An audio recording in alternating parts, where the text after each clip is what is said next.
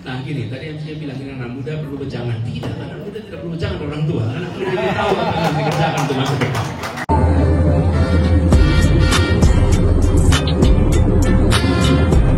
Apapun itu Pak, yang kami perlukan sebagai generasi muda masa depan juga.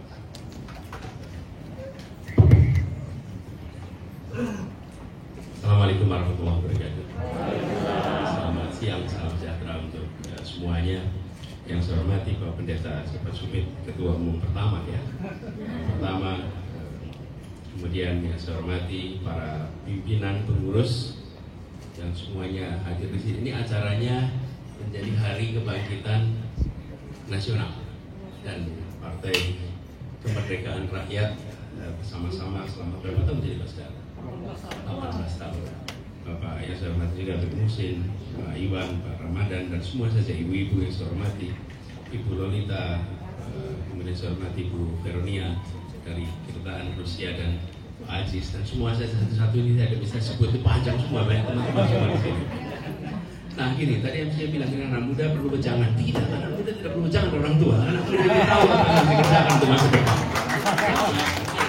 Kita wejangan. Anak muda itu bilang kami mau A, B, C, D, begitu. Apalagi 20 Mei. 20 Mei Hari Kebangkitan, anak muda. Terus kalian, kalau anak muda bicara masa depan, kalau orang tua cerita masa lalu.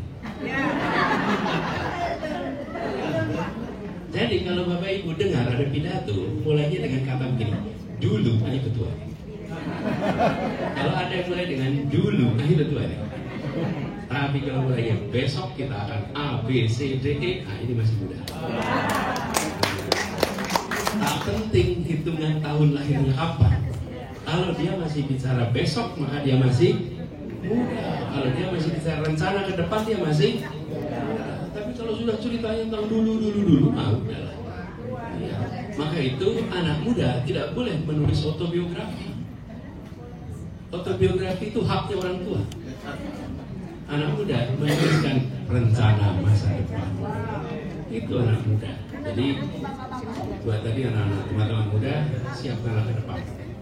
Saya diundang ke sini sama sekali buat teman-teman media tidak ada urusan dengan partai-partaian. Ada urusan ini saya menghormati Pak Sepat Sumit karena beliau yang secara khusus datang ke rumah mengundang. Kemudian saya ingin sampaikan juga penghormatan atas gagasan. Gagasannya apa sih? Gagasan persatuan dilakukan pada 20 Mei itu Hari Kebangkitan. Kita kenal sebagai Hari Kebangkitan Nasional. Tapi kita perlu ingat 20 Mei Kebangkitan Nasional. Sumpah Pemuda itu 28 Oktober. 20 Mei tahunnya berapa? 1908. 28 Oktober tahun 28. Berapa tahun itu?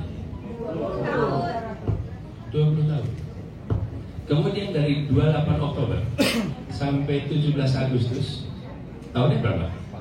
45. Berapa tahun itu? 17 tahun. Jadi dari 08 20 tahun baru Sumpah Pemuda. Dari 28 ke 45 17.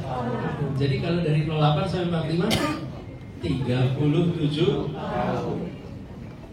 Kita yang membahas bisa membahasnya dalam 5 menit. Peristiwa itu. Coba bagi yang menjalani 37 tahun menjalani perjuangan menuju kemerdekaan. Diperlukan konsistensi, diperlukan ketahanan menghadapi suara kanan kiri. Bung, mana itu merdeka? Katanya kita mau merdeka. Kapan? Saya bisa jawab.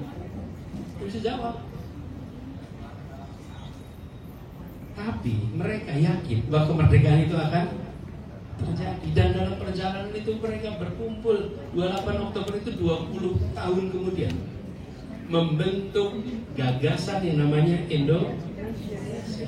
Apa gagasan itu? 3 hal. 1, tanah air. Betul tidak? 1, bangsa. Lalu yang ketiga, 1 bahasa bukan 1 bahasa ya, 1 bahasa karena kita semua banyak bahasa, tapi bahasa persatuannya apa yang membuat ini dahsyat? Yang nomor 3, bahasa persatuan bahasa Indonesia. Bapak Pendeta Supit, Bapak berasal dari mana? Minahasa. Bahasanya apa? Minahasa. Para Madan Tuhan berasal dari mana? Sumatera Utara. Sumatera Utara. Bahasanya apa? Iwan, dari mana? Karo. Bahasanya apa? Karo. Betul sih. Jawa. Oke. Bayangkan kita tidak punya bahasa persatuan, di ruangan ini sedang pakai penerjemah kita. Ya. Yang satu bahasa Minahasa, satu bahasa Karo, satu bahasa dari Mandailing, bahasa Jawa. Paling di belakang sana ada kotak-kotak, isinya penerjemah. Kita semua pakai handphone di sini. Betul tidak sekalian? Iya. Mana mungkin kita menguasai semua bahasa itu? Tapi keputusan jenius membuat bahasa persatuan yang kemudian sekarang kita rasakan ini sebagai satu bahasa dalam konflik sekeras apapun. Ketika pihak yang berkonflik duduk satu meja, mereka tidak memerlukan penterjemah untuk mencari jalan keluar. Itu dasarnya kita di Indonesia. Dan sepakat satu bahasa sebelum ada negara. Di tempat-tempat lain ada negara dulu baru sepakat bahasa. Sehingga kesepakatan bahasa itu bukan perintah negara, itu kemauan rakyat. Apa pelajaran pentingnya? Jadi Pak Habib Muhsin ini jumlah pengguna bahasanya paling banyak di Nusantara. Betul tidak? Jumlah penggunanya paling banyak bahasanya beliau ini. Betul kan? Yang digunakan sebagai bahasa bersama siapa? Betul mana itu? Melayu. Jumlahnya paling banyak tidak? Tidak. Inilah kematangannya. Kita perlu belajar banyak. Mereka memilih untuk menggunakan sebuah bahasa yang dianggap bisa mempersatukan, yang setara, yang tidak ada strata, yang semua sama. Nah, ini terus sekalian apa kuncinya? Nah, ini buat ke depan bahwa persatuan yang terbangun itu sudah menjadi sebuah persenjataan. Kenapa? Karena menjadi Indonesia tetap Minahasa, menjadi Indonesia tetap Jawa, menjadi Indonesia tetap Karo, menjadi Indonesia tetap Mandailing. Tidak perlu menghilangkan Minahasa, tidak perlu menghilangkan Karonya, tidak perlu menghilangkan Jawanya, semuanya bisa, dua-duanya jalan. Kenapa? Karena kita memiliki rasa keadilan di dalam membangun sistem. Nah, ini ke depan usul saya, kita perlu serius menakar soal ini. Dengan adanya perasaan keadilan, maka muncul persatuan. Nah, mudah-mudahan bagi teman-teman muda semua, yuk terus berjuang menghadirkan keadilan supaya ada persatuan. Setahu saya belum ada persatuan bisa dibangun dalam ketimpangan. Kalau ada, saya mau lihat contohnya.